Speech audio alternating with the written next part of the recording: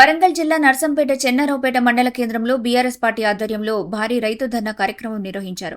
ధర్నాకు ముఖ్య అతిథిగా పాల్గొన్న నర్సంపేట మాజీ శాసనసభ్యులు పెద్ది సుదర్శన్ రెడ్డి రైతుల సమస్యలపై కీలక డిమాండ్లు ప్రస్తావించారు. ఆయన రైతులకు సరిపడా యూరియా సరఫరా, బాకీ ఉన్న సన్నవడ్లకు బోనస్, 2 లక్షల రుణమాఫీ పూర్తి చేయాలని, అలాగే అసెంబ్లీ ఎన్నికల ముందు కాంగ్రెస్ ప్రభుత్వం హామీ ఇచ్చిన హక్కులను నెరవేర్చాలని ప్రభుత్వానికి డిమాండ్ చేశారు. ఈ కార్యక్రమంలో మండల పార్టీ అధ్యక్షులు, మాజీ ఎంపీపీలు, మాజీ జెడ్పీటీసీ, క్లస్టర్ బాధ్యులు, మండల నాయకులు, మాజీ సర్పంచ్లు, మాజీ ఎంపీటీసీలు, అనుబంధ సంఘాల నాయకులు మరియు కార్యకర్తలు పాల్గొన్నారు. ఈరోజు చెన్నారావుపేట మండల కేంద్రంలో తహసీల్దార్ ఆఫీసు ముందు చేసినటువంటి ఆందోళనలో రైతాంగం అందరూ కూడా స్వచ్ఛందంగా గదిలొచ్చి ఇవాళ సంఘీభావం తెలిపారు. ముఖ్యంగా ప్రధానంగా 3 డిమాండ్లు. ఒకటి, అదను దాటిపోతున్నది. వరి పంటకైనా, మొక్కజొన్నకైనా, పత్తి పంటకైనా, ప్రధాన పంటలు అయినటువంటి ఈ పంటలకు అదను దాటిపోతున్నది. గత నెల రోజులుగా యూరియా షార్టేజ్ ఉన్నది. ఎన్నిసార్లు తిరిగినా యూరియా బస్తా దొరకలేదు. ఇవాళ బాలునాయక్ అనేటువంటి ఒక గిరిజన బిడ్డ 3 ఎకరాల పత్తి పంటను ఇలా మొత్తం కూడా తీసేసే పరిస్థితి దాపురించిందంటే సమస్య తీవ్రత ఏ మేర ఉందో అర్థం చేసుకోవాలని చెప్పి మేము విజ్ఞప్తి చేస్తూ ఉన్నాం. ఇప్పటికైనా ప్రభుత్వ పెద్దలు, ముఖ్యమంత్రి రేవంత్ రెడ్డి గారు, వ్యవసాయ మంత్రి తుమ్మల గారు, స్థానిక ఎమ్మెల్యే దుంతి మాధవరెడ్డి గారు ఇప్పటికైనా ఆత్మవిమర్శ చేసుకోండి. ఇలాంటి పరిస్థితికి కారణం మీరు కాదా? మీ యొక్క నిర్లక్ష్యం వల్ల, దున్నపోతు మీద వర్షం పడ్డట్టు మీ ఆలోచనల యొక్క విధానం వల్ల ఇలా సామాన్య రైతులు, కడుబీద రైతులు ఇలా రోడ్ల మీదకి వచ్చే దుస్థితి వచ్చింది.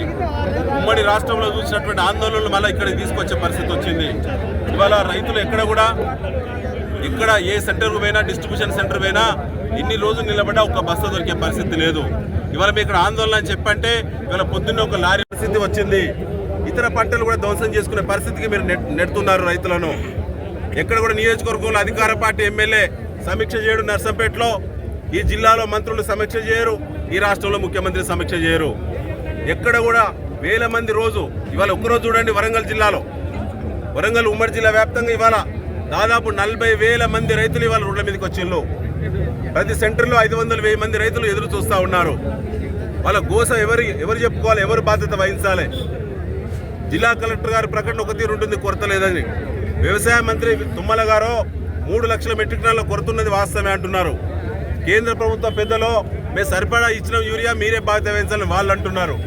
మధ్యలో రైతుల యొక్క పరిస్థితి ఏంది? రైతుల పట్ల రైతుల యొక్క ఆలోచనను సమీక్షించేటువంటి నాదుడు లేడు ఈ రాష్ట్రంలో, ముఖ్యంగా నర్సంపేట ప్రాంతంలో, వరంగల్ జిల్లాలో.